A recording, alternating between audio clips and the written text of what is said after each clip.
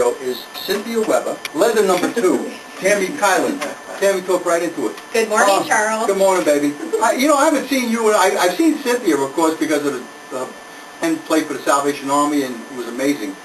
But I haven't seen you for a long time. Exactly. But I miss you. Move the mic over so you don't have to lean so much. With the changes in the market, you know, some of us have to work 2 jobs now. I know. So that's what I've been doing. I work 4. And You're I love unbelievable. Unfortunately, I don't get paid for this. But I have fun. You love it. I know. The name of your company is Direct Performance. It's a real estate company. Yes, it is. Your phone number, if anybody wants to reach you, is 281-9422. Yes. 281-9422. And whereas Cynthia is a lending company, you come up with the property so that they could borrow the money. Exactly. And so it's very common then for 2 of you people, a real estate person and a lending company, working together. Exactly. You want to have a team of professionals working for you. You want to have someone who is finding you the home, someone who can get you the money for it. Also, there's title companies involved. So usually a real estate professional or a lending professional will have a team of people already in place so that they can give you the best service possible. And that's what you want. You want someone who already has a team in place and that works with other people that they trust. You heard me talking to Cynthia about the value of my house, what's happened to it, and I guess that's kind of typical. I live in a typical Summerlin house, and I'm sure it's the same way in Green Valley or any of the established, moderate-priced neighborhoods. Is it throughout the valley? I mean, I hear stories, and Alan and I were talking before we went on the air. You could buy houses in Las Vegas now for $75,000. Oh yeah. I mean, 75 is common, even 50,000.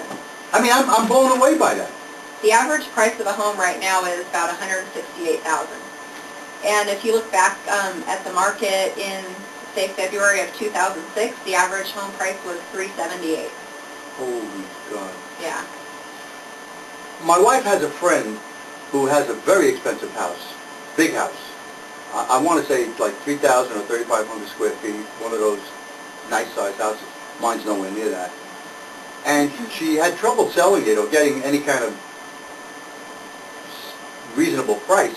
So she rented it, and she was able to rent it right away. Well, that's good. Is that common, or is renting hard as well? Renting is actually very common right now because you have a lot of people that are getting their homes foreclosed on, and these people have, you know, big families, a lot of stuff, and they don't want to go move to an apartment, so they will rent a house, and they can rent it for cheaper still than what their payment is while they're rebuilding their credit. Mm-hmm. So in about 2 years, they can actually qualify for a new loan. Mm-hmm. That's why a lot of people are walking away from their homes right now. They just want to, you know, get the bleeding over with and move on with their life. So wow. The rental market is really big right now. So a lot of people that maybe have some equity in their home or are not that upside down will rent their house out instead of, you know, letting it go into foreclosure. I asked Cynthia this question too, and I'm going to ask you. A lot of folks that I chat with, and you know I talk to people all day long, that's my life, don't think this is coming back, the real estate market's going to come back 4 or 5 years. Cynthia said a couple maybe a little more. Right. What's your view? I say we're really not going to see anything as far as like prices going up very much for at least 3 years. And if you look back over the years before the boom, probably the average appreciation rate was maybe somewhere between 3 to 6%. So we can maybe see those average rates of appreciation right now. So say maybe on a $300,000 house, you might see $15,000 in 3 years, you know, equity, which is average. Yeah, we're you're right. used to the boom because Las Vegas has always been booming. And I'm going to tell you another view I have, and that's greed. Exactly. I think greed is one of the, and we talked about this last week, Alan. I talked about greed in building real estate boom there was a lot of greed. Everybody was making mountains of money, and these builders kept building like there's no tomorrow. Right. I actually worked for the new home builders for 10 years, so I was on the tail end of my career with the builders, but on the really high market. We would have people camping outside for a week waiting for homes, and we would have Wow. say 100 to sell. Too. Yeah, we had lotteries, and For the it chance was to just buy a home. ridiculous. Yeah, I mean, isn't that ridiculous? it is.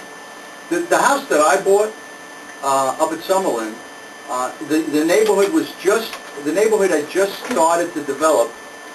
It was a year old, which is brand new for a neighborhood. And what happened is it was standing inventory because somebody it's a one-level house, and somebody had put a deposit on it, didn't qualify or didn't get the Right. loan or whatever. So there it was. I mean, I could pick out the colors and I could pick out the rugs because that wasn't done, but the house was there with cement floors, and the backyard was a mess. You know how it is. Right. You know? But it was standing inventory. Now, and that was good times 12 years ago. Right. But still, people couldn't qualify. Not everybody could qualify for a loan. So this guy's loan fell through, and the house I thought was a great buy at 150 coming from New York. You know, it was almost free. Right.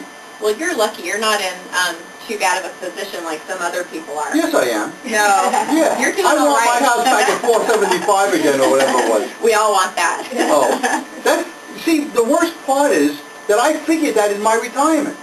Yeah. And a lot of people banked on that. You know, how you said, how can someone who's making $30,000 a year afford this house? And that's because everybody was banking on the prices going up and being able to refinance in a couple years. And Well, that just didn't happen. As part of my retirement, Maria and I sat down and we talked, and we were going to sell our home, buy an inexpensive condominium, 2 bedrooms, when the time comes and God gives us the help to do all this. I retire from the Salvation Army and live on what little incomes I have, and don't have the expense of a house. But now that's all blown away. Right. Because I can't sell the house, because if I sell the house and pay off the loan, what am I going to have? Yeah, you won't have $40,000? anything. Yeah. You know, what do you do with that in America? Yeah. You know, that's a good steak dinner. Go buy a house for cash. Yeah. Rent it out. Well, one other thing I wanted to share with you is 15 years ago when I first got into this business, the interest rates were at 10%. 15 years later, we're at 5%. So we have half the interest rate. Also, the median price of homes, approximation, back then was $120. Right now it's $130.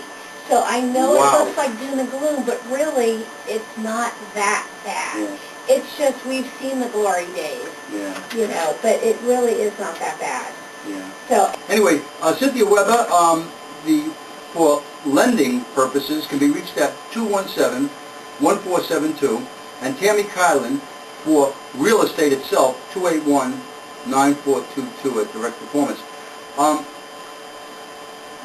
We were talking, I talked about Lake Las Vegas at great length a week or 2 ago. I forgot when it was. 1 week turns into the next.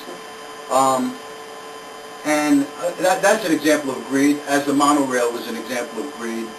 And also, I think an example of greed is these fancy, marvelous, fabulous, gorgeous hotels on the Strip.